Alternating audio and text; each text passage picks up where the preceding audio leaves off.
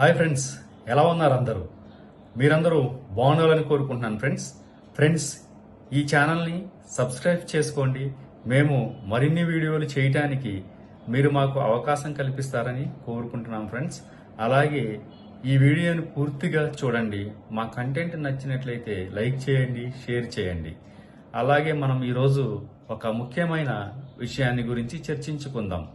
కేంద్ర ప్రభుత్వం భారతదేశంలో ఉన్న ప్రజలందరికీ, అంటే ప్రతి ఒక్క ఇంటికి, వారు మధ్యతరగతి వారైనా, బిలో మధ్యతరగతి వారైనా, సంపన్నులైన ప్రతి ఒక్కరికి బ్యాంక్ అకౌంట్ తప్పనిసరి చేస్తూ ఉత్తర్వులు జారీ చేసింది. ఈ బ్యాంక్ అకౌంట్లు లేకపోవటం వలన ప్రజలకు అందాల్సిన కొన్ని డబ్బు వారికి చేరటం లేదని కేంద్ర ప్రభుత్వం అభిప్రాయపడింది. అలాగే దీనిపై రిజర్వ్ బ్యాంకును ఆదేశించింది.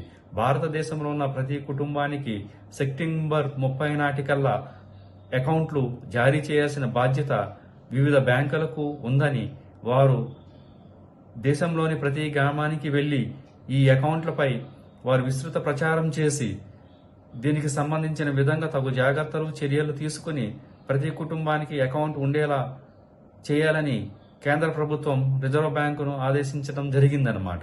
అయితే బ్యాంకులు కూడా ఈ విషయంపై స్పందించి ప్రతి గ్రామానికి వెళ్లి ఊరూరా తిరిగి ప్రతి కుటుంబానికి బ్యాంక్ అకౌంట్లు ఉండేలా చేయాలని వారు ప్రయత్నిస్తున్నారన్నమాట.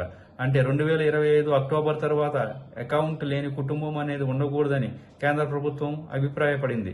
మన తెలంగాణ రాష్ట్రంలో 12,708 గ్రామాలకు వెళ్లి బ్యాంకు వారు ప్రచారాలు చేస్తూ ప్రతి ఒక్కరికి అకౌంట్ ఉండేలా వారు ప్రయత్నాలు చేస్తున్నారన్నమాట. సో ఇందుకోసం కొన్ని ముఖ్యమైన విషయాలను ఇందులో చర్చించారు. అసలు ఈ బ్యాంక్ అకౌంట్లు ఎందుకు చేసుకోవాలో కేంద్ర ప్రభుత్వం కొన్ని విషయాలను చెప్పింది. అందులో స్పెషల్గా మన రాష్ట్ర ప్రభుత్వంలో ఇప్పటికే 1,26,52,000 మందికి పైగా పేదలకు PMJDY పథకం కింద బ్యాంకుల్లో ఖాతాలున్నాయి. ఈ ఖాతాల్లో రూ.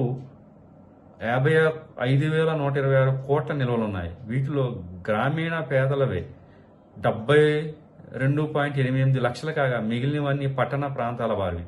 మొత్తం 1.26 కోట్ల PMJDY అకౌంట్లో మహిళల పేరుతో ఉన్నవే 73.79 లక్షలు కాగా మిగిలినవి పురుషులవి. రాష్ట్రంలో మహిళా స్వయం సహాయక సంఘాల సభ్యులైన ప్రతి ఒక్కరి పేరుతో తప్పనిసరిగా బ్యాంక్ అకౌంట్లు ఉండాలి.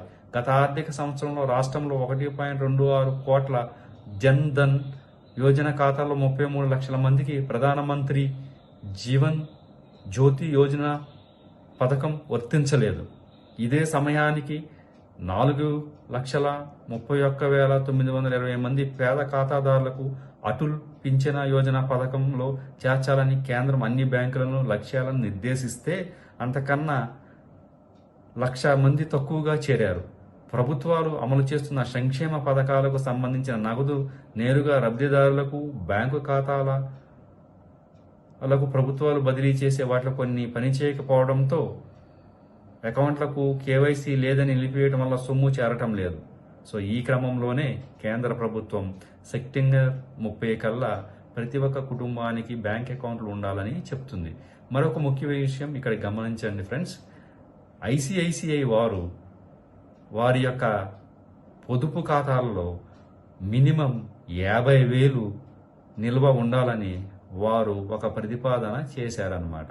అంటే కొత్తగా మీరెవరైనా ICICI బ్యాంకులో ఖాతా తీసుకోవాలి అనుకుంటే మీరు ఇక నుంచి 50,000 కనీస నిల్వ అందులో ఉంచాలి. లేని యెడల మీకు చాలా ఛార్జీలు పడే అవకాశం ఉంది. కాబట్టి కొత్తగా ఎవరైనా కస్టమర్లు ICICIలో అకౌంట్ తీసుకోవాలనుకుంటే ఈ విషయాన్ని గమనించవలసిందిగా కోరుతున్నాను ఫ్రెండ్స్. ధన్యవాదములు ఫ్రెండ్స్.